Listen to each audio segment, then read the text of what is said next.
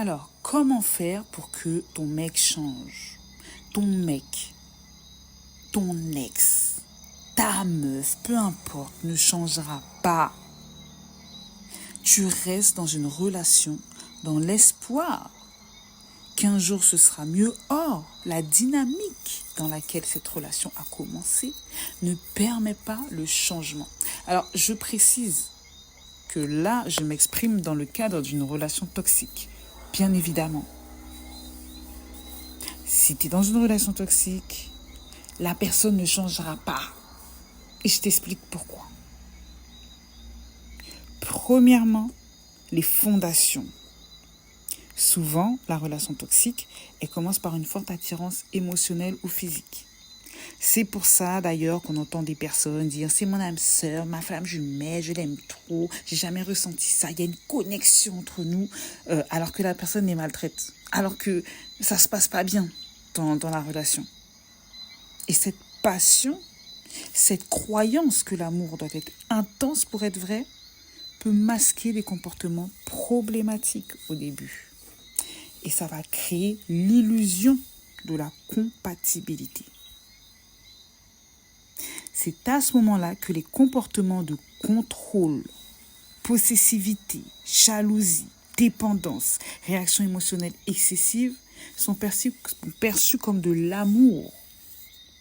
Et ces schémas toxiques deviennent la norme. D'accord ? Ça devient la norme. Du coup, la base est instable. Le changement devient difficile. Je répète, la base est instable parce que les comportements toxiques deviennent la norme. On est habitué à ça. On est bien dans ce truc-là avec les montagnes russes de réconciliation et patati. Ça devient la norme. Donc c'est difficile d'envisager une amélioration parce qu'il y a une dynamique qui s'est déjà installée. Les raisons qui nous ont poussés à nous mettre ensemble ne sont pas les bonnes. Deuxièmement, dans cette dynamique d'instabilité, il y a le cycle des violences. Et ça, j'en parle dans une masterclass où j'explique de A à Z ce qu'est concrètement une relation toxique. Parce que le savoir, c'est extrêmement important pour se situer et pour comprendre ce qu'on vit tout simplement, ou ce qu'on a vécu, pour prendre conscience de la gravité de la situation et trouver des solutions pour s'en sortir ou pour ne plus jamais revivre la même chose. Bref, revenons à nos moutons. Le cycle des violences, c'est tout simplement des montagnes russes. D'accord ? C'est des périodes de contrôle excessive, de violence physique ou verbale, puis des périodes où c'est l'amour fou. La personne s'excuse, fait des cadeaux, elle est prête à changer. Et le problème avec ce cycle, c'est qu'il induit en erreur la personne ayant la position de victime. Les périodes dites lune de miel, où l'autre devient l'amoureux qui complimente, qui s'excuse d'après lui, c'est la plus dangereuse. C'est la période la plus dangereuse. Parce qu'elle apporte l'illusion. Elle fait croire à la victime qu'il est possible que les choses s'améliorent. Mais en général, le rêve, il ne dure pas très longtemps. Il ne dure pas longtemps le rêve. Et au bout de quelques temps, c'est reparti pour un tour. C'est reparti pour un tour de violence. C'est reparti, on retombe dans ce cycle. Et ça continue comme ça, indéfiniment. D'ailleurs, j'ai constaté que les violences, peu importe leur forme, les violences recommencent, elles reviennent quand on recommence à se connecter au monde extérieur. Donc, une fois qu'on sort de cette bulle de love et où on était seul contre tous, quand on était bien, on était seul contre tous, on était dans une bulle de love. Une fois qu'on sort de cette bulle, les embrouilles reviennent. Les embrouilles reviennent direct. Or, il est impossible de vivre à deux, coupés du monde. Le monde extérieur ne disparaîtra pas pour faire plaisir aux partenaires contrôlants. Et ça, c'est un problème à bien prendre en compte.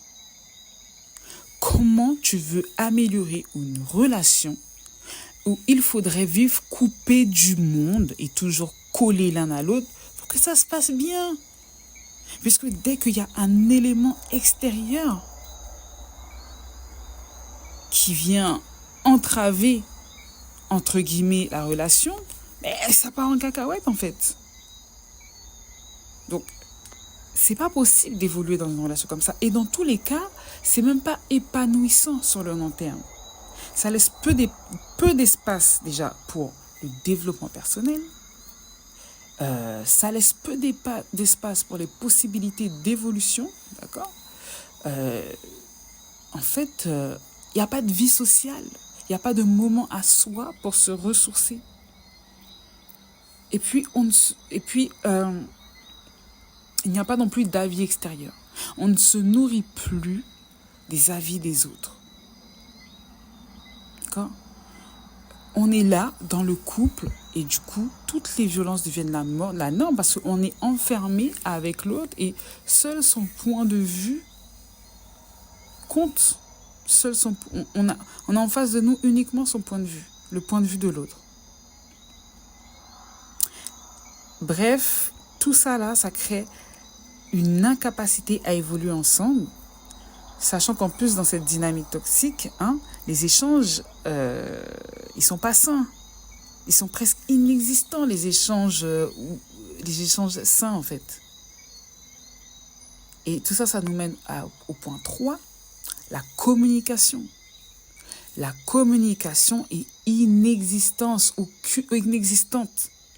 Aucune relation ne peut s'améliorer si on ne peut pas échanger, si on ne peut pas parler à l'autre de ce qu'on ressent. Si chaque communication se transforme en violence, en menace, en pétage de câble, ou au pire, on te fait passer pour la chipoteuse, pour une folle à chaque fois, mais sérieux, comment on fait pour que l'autre prenne en compte nos besoins, nos remarques, si on ne peut pas les exprimer en paix? Comment on fait? Et ça nous emmène au point 4, le manque de responsabilité directe. Dans une relation toxique, c'est simple, tout est toujours de la faute de la victime. Donc, comment tu changes si le problème il vient de l'autre? Les personnes dites toxiques, d'accord, elles justifient toujours leur comportement, même quand elles s'excusent soi-disant. Mais comprends-moi, je t'aime, sinon j'en aurais rien à foutre. Si tu étais mieux habillée, cet homme ne t'aurait pas regardé. À cause de toi, je deviens violent et bla bla bla bla bla bla. Que des excuses, jamais des remises en question, jamais de responsabilité directe. Et si tu es ou tu étais en couple avec un pervers narcissique, alors là, c'est pire. Parce que le pervers narcissique, comparé à une personne dite toxique, il agit très consciemment. Il prend plaisir à rabaisser les autres. Il sait très bien ce qu'il fait. Il est extrêmement intelligent, le pervers narcissique. Il est intelligent et manipulateur. Alors, il se comportera bien en public, sera toujours l'homme idéal, mais en privé, en privé, il se transforme en diable. Donc, si tu es dans ce cas, fais très attention. Tu es face à un psychopathe. Ces personnes, même avec l'aide d'un psy, ne changeront jamais et n'auront jamais envie de le faire parce qu'elles adorent faire souffrir les autres. Elles vivent pour ça. Et d'ailleurs, c'est pas parce que tu n'es pas avec un pervers narcissique, que tu es juste avec une personne qui est dans une condition où il se comporte de façon toxique parce que derrière, il y a des blessures, il y a des problèmes. On va pas s'étaler sur ça dans ce podcast-là. C'est pas non plus une raison d'accepter tout ça, en fait. La personne a ses blessures, ses problèmes. Certes, on sait que tout le monde peut s'améliorer, mais on doit le savoir, mais pas à notre détriment, en fait. Tu ne dois pas rester là avec quelqu'un qui te maltraite sous prétexte que tout le monde peut s'améliorer et c'est humain d'avoir des périodes où on n'est plus nous-mêmes et autres. Non. Donc ça, c'était la dernière petite parenthèse. Bref, pour résumer, on croit que l'amour, c'est de la passion et on ne voit pas les vices cachés. D'accord ? 2, il y a une dynamique toxique qui empêche l'évolution du couple. On ne peut pas communiquer. On est enfermé dans un cycle de violence répétitive qui nous maintient au même stade. 3, tout est de la faute de l'autre, ce qui crée une impossibilité de se remettre en question. Donc, changer un mec avec qui tu t'es mise dans une relation toxique, c'est le parcours du combattant. Déjà, dans une relation normale, on ne se met pas en couple pour changer les gens. On s'organise au minimum pour avoir les mêmes valeurs, pour savoir quel type de personne on veut. Mais dans une relation toxique, mais n'en parlons pas. J'ai déjà expliqué tout ça. On s'est mis ensemble pour les mauvaises raisons. On ne changera pas la personne, on va juste perdre son temps. Pense à ta gueule, pense à toi. Arrête de perdre ton temps. Désolée si je suis vulgaire, non, pas désolée. Parce que là, j'ai besoin de le dire comme ça, en fait. Perds pas ton temps. Pense à ta tronche. D'accord ? Et si malgré tout, tu veux essayer, ce que je ne te conseille pas, je pense que tu l'as compris, tu dois savoir que vouloir changer l'autre demande beaucoup de temps et d'énergie. Donc, si tu as envie d'utiliser ton énergie pour essayer de changer une personne qui n'a pas envie de le faire, ça, je ne peux rien faire pour toi. Je peux juste te prévenir, mais après, tu fais comme tu veux. Voilà.